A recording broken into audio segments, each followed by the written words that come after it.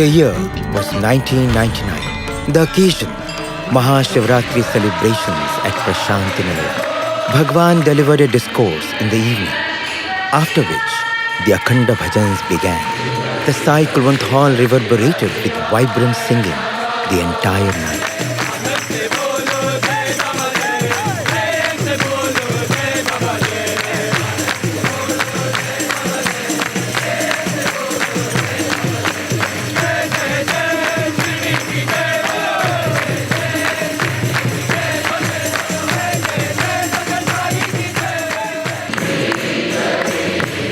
Swami emerged in the wee hours of the next morning, bringing in a spring of new energy.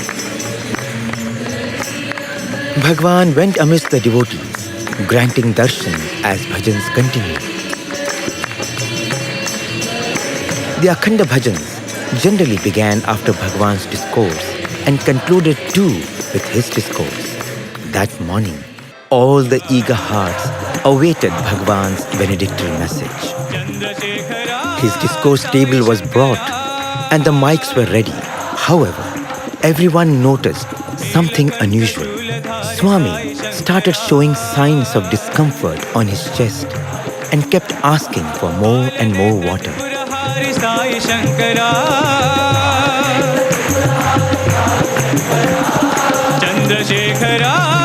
Sai Shankaraya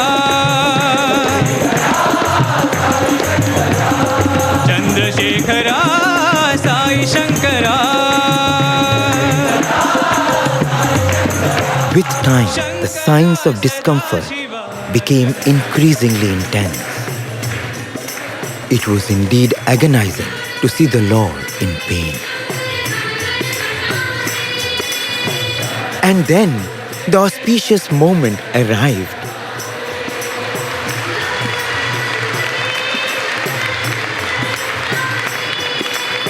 Wow! A wave of surreal bliss and ecstasy now ran through the concourse of eager souls. Even before they could fully grasp the enormity of the blessing they had just received, Swami thrilled them with his declaration. And brings his discourse to a close. The Hiranyagarbha here. This Hiranyagarbha that Bhagavan is showing to us is present in everyone. It is present on the right side of everybody. It's not the one that has originated on this body. It has spread all over. అది అనుకున్నప్పుడు ఒక స్వరూపాన్ని చేరుతుంది. But as Bhagavan wills, he takes a form. ఇలాంటి యొక్క తత్వాన్ని మీరు వేరుగా భావించకండి. Don't consider in a different way. ఇది సర్వులు యందు ఉండేటువంటి దీనిని ఈ ఆవిర్భావమైనటువంటి సమయం లోపల ఎవరు చూచారో వారికి ఇంకా జన్మ లేదు. Those that have seen this Hiranyagarbha coming, origin of it, will not have birth again. వచ్చే సమయంలో దీని యొక్క ఆకారం చూడాలి. You must have seen as it has come, the form. కనుకనే ఇలాంటి దర్శనమే ఇలాంటి పవిత్రమైనటువంటి యొక్క పావనం గావించే నిమిత్తమే ఇలాంటివి అప్పుడప్పుడు ప్రదర్శించవలసి వస్తుంది. These things have got to be done now and then to make you know the divinity. మీరెంతో అదృష్టవంతులు. You are very lucky souls today. ఈనాడు సోమవారము. Today is Monday. ఈ సోమవారం అనేటువంటి సోమశేఖరుని యొక్క స్వరూపమే. Monday is the very form of Somasekhara. ఈశ్వరునికి సోమవారం చాలా ముఖ్యము. Somavara, Monday is so endearing Ishvara. దేహం కూడా పుట్టినటువంటిది సోమవారమే. Bhagavan also was born on Monday, Somavara. Bhagavan was born on November 23rd, 1926, on a Kartika Somavara, a Monday in the holy month of Kartika, an occasion devoted to the adoration of Lord Shiva. During his childhood, on one Mahashivaratri, Satyam, as he was lovingly called then, went to a Shiva temple outside Urvakonda with a few companions. The youngsters were astounded when they saw a beam of effulgence radiating from Satyam and flowing into the idol, and another halo of light emerging from the statue and merging into Satyam. When Satyam was taken to Hampi, known for the ancient temple of Lord Shiva worshipped as Virupaksha, While all the members of the party went inside the temple, Satyam chose to stay outside. After a while, when the priest waved Arati, to their utter amazement, all the members of the group saw Satyam himself in the sanctum sanctorum, smiling and accepting their reverence. Bhagwan's brother, Seshamaraju, wanted to verify whether Satyam had perhaps sneaked into the shrine, escaping everyone's notice. But when he hurriedly stepped out, he found Satyam sitting outside quietly. Undoubtedly, this was one of those profound childhood leelas of Bhagwan which confirmed the faith of many in his divinity. Right from the early years, one of the ways Bhagwan blessed devotees with health, healing and grace was through Vibhuti. Since Vibhuti is specifically associated with Lord Shiva, devotees would reverentially call this sacred ash Kailasha Vibhuti. Fortunate devotees of the bygone era have seen the never-exhausting Vibhuti manifesting and falling from his brow onto his eyelids and cheeks during the Navaratri procession when Bhagwan was taken on a palanquin.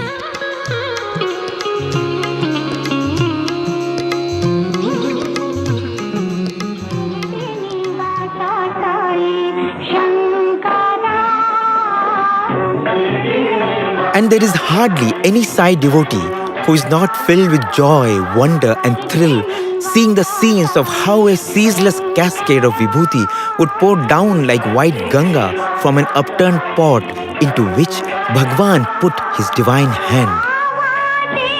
Twirl after twirl brought down fresh vigorous showers, suffusing the Shirdi Sai statue as well as everyone around with the glory of this Vibhuti spectacle. The Vibhuti is called so because it endows one with prosperity.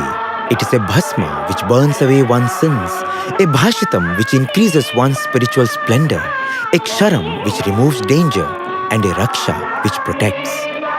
It is a constant reminder of the evanescence of the body which ultimately is reduced in cremation to a pot full of ash.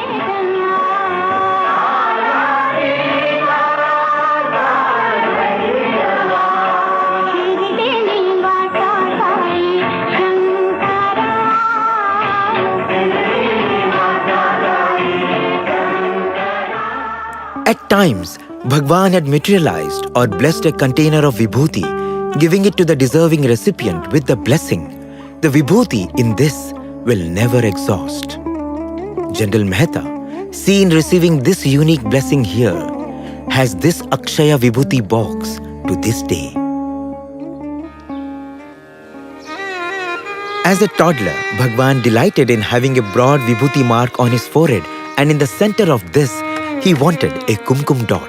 Explaining this, Professor Kasturi, Bhagwan's biographer, says, he is Shiva, he is Shakti, Divine Father and Mother.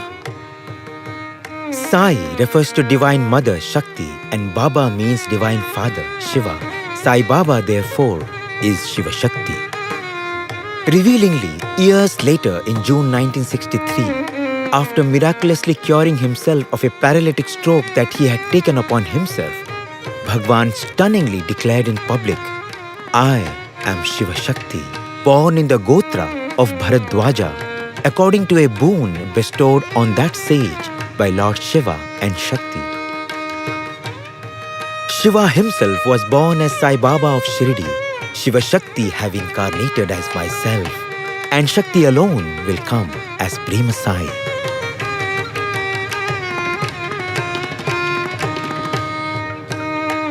Significantly, on one occasion, Bhagwan materialized this picture and gave it to a great Vedic scholar, Sri Gandikota Subramanya Shastri, saying, "This is my true form."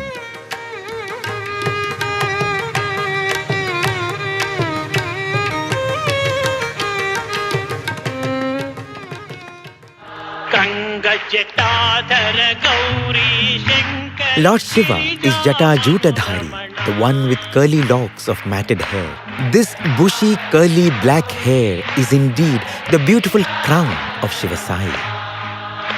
And on his forehead, the devotees of yore have also witnessed the opening of the third eye, as he is like Lord Shiva, Trinetradhari, the three-eyed one.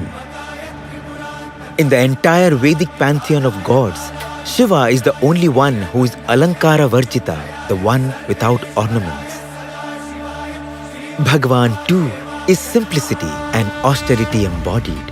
While day in and day out he gifted devotees with gold, silver and diamond rings, watches, necklaces, bracelets, precious stones and so on, he himself was Alankara Varjita, without any adornments.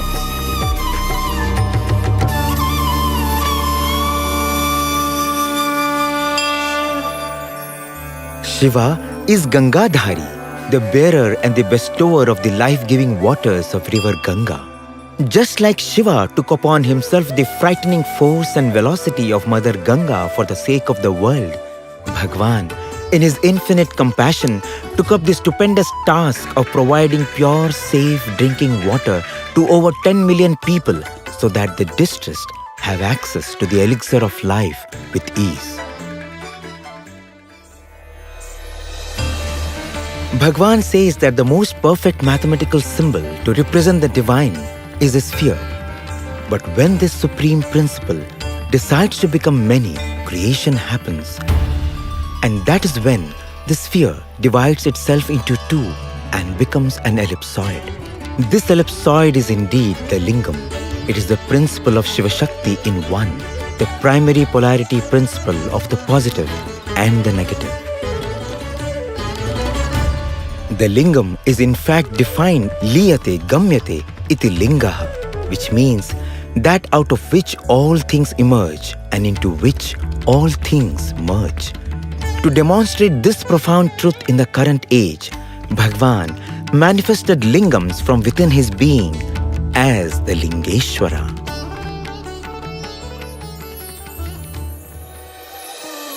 Way back in 1945, when the spot for the first mandir was selected and the place was being dug for laying consecrated stones for the foundation, to everyone's surprise, a large number of stone bases which are used as stands for lingams were discovered. But strangely, no lingams could be found even after a vigorous search. Finally, when the devotees asked Bhagavan about it, Swami just pointed a finger to his stomach and cryptically said, "The lingams are all here."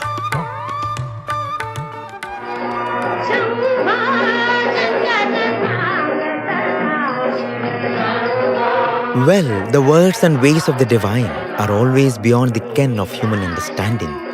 Nevertheless, right from the 40s, devotees have been blessed with witnessing the manifestations of lingams from Bhagavan on every Shivaratri. In 1947, Bhagavan manifested an Atma Lingam and a golden lingam in 1950. A lingam manifested from the sands of Chitravati in 1958 is what is worshipped in the Prasanthi Nilayam Mandir today. In 1960, at 9:32 p.m., not 1, 2 or 3, but 9 lingams emerged from the divine mouth. 2 golden lingams in 1962, 2 lingams, 1 golden and 1 crystal in 1963, and in 1965, a shining, smooth, transparent green lingam, which Swami said was a symbol of Brahmanda.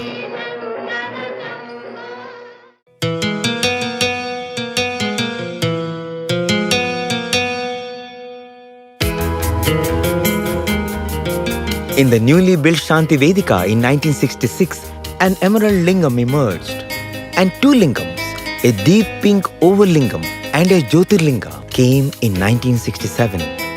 In 1969, a blue lingam emerged from Bhagavan's mouth, after which Swami's body became motionless. After an excruciating wait of 55 minutes, Bhagavan's left hand fingers moved a little, and slowly the hand came down.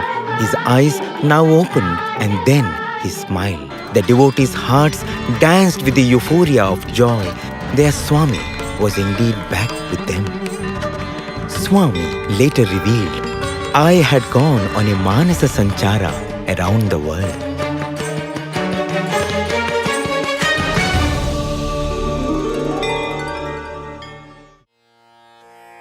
Why does Swami produce lingams? Bhagwan himself raised this question in 1971 Shivaratri and then explained. Qual è il significato del lingo Bhavan eseguito da Swami? Molti sono stati semplici testimoni di questo spettacolo, ma non hanno tentato di comprendere il suo profondo significato. Lo stato di Dio, i poteri di Dio e le sue abilità sono incomprensibili e indescrivibili. È per dimostrare questo.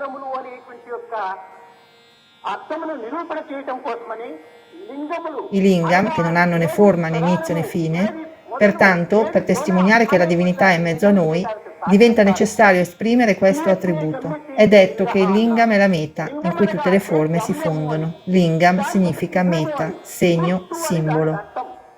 Non è che solo ciò che ha questa particolare forma è un lingam. Non si può discernere e comprendere la forma del Supremo semplicemente dicendo questa è la faccia, le mani o la testa. La forma del lingam rappresenta questa idea.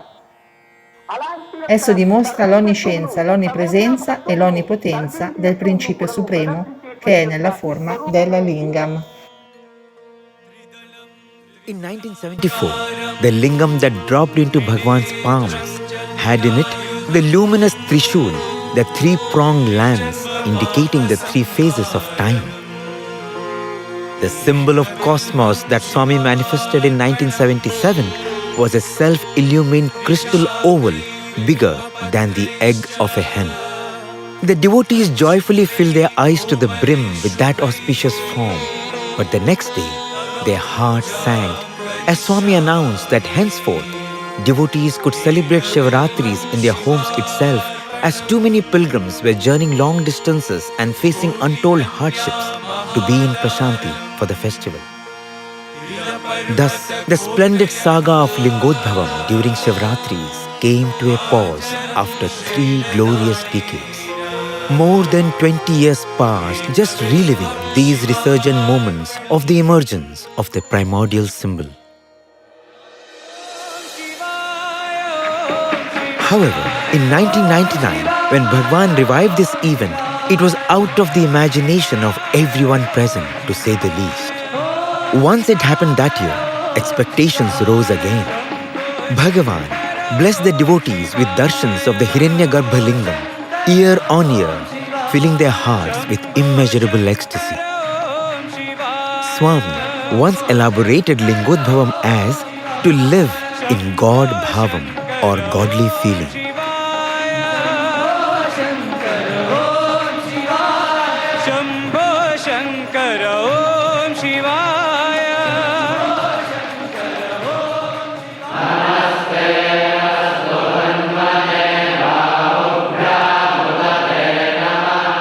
In 2006, Bhagwan blessed the Atirudra Mahayagna to be conducted in Prasanthi Nilayam. This is indeed the highest worship that one can offer to this all-encompassing immanent power of this cosmos. One of the highlights of this yajna was that Swami encouraged everyone to chant the sacred hymn Rudram, irrespective of gender, nationality or religion. Inspired by this, many Atirudra Mahayagnams have been conducted ever since in the Sai way, which is all-inclusive and has only one objective, Loka Kalyanam, or the welfare of the whole world. In this landmark year, 2025, when we celebrate the centenary birthday of our beloved Bhagwan, the Atirudra Mahayagnam that is being conducted at Prasanthi Nilayam has filled the hearts of every devotee with gratitude, and for them, Prasanthi Nilayam is indeed Kailash. Devotees from more than 65 countries have connected to Prasanthi Nilayam virtually, have chanted the Rudram and become part of this grand yajna.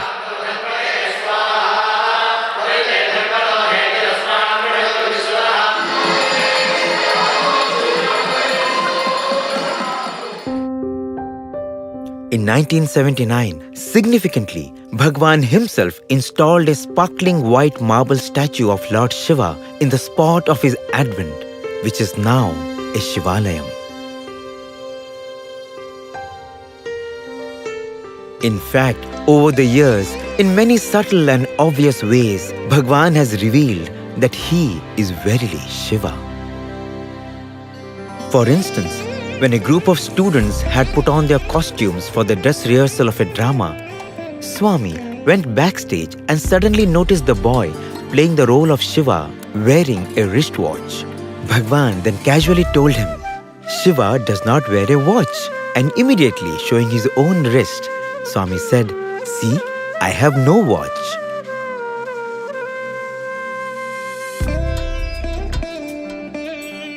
In 1980, when Swami visited Kashmir, Mrs. Ratanlal recalls how he walked out to the terrace of the house he was hosted in and pointing at the glorious Himalayas, Bhagavan said, "Look, this is my home."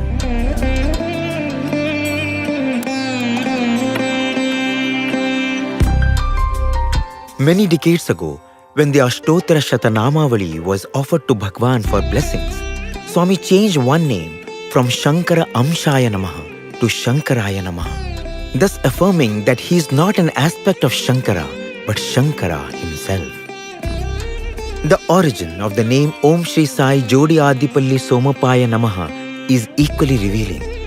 In 1958, when a family was returning to Bengaluru after Bhagavan's darshan, the child, Geeta Sudha, suddenly became motionless and started turning blue.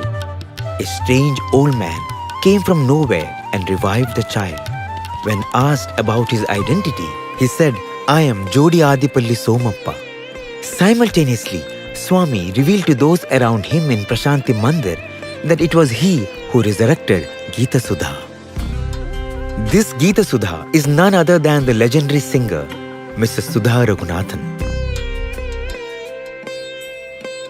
When asked why he chose that particular name, Bhagavan said, "I am Somappa, Sa Uma Appa," meaning the Divine Father Shiva, along with the Divine Mother Uma. And the place of my residence is Adipalli, the primeval village, which is Kailasha. He is Jodi, or the couple Shiva-Shakti in one, and hence the unique appellation Jodi Adipalli Somappa. Truly, Sai is Shiva and Shiva is Sai.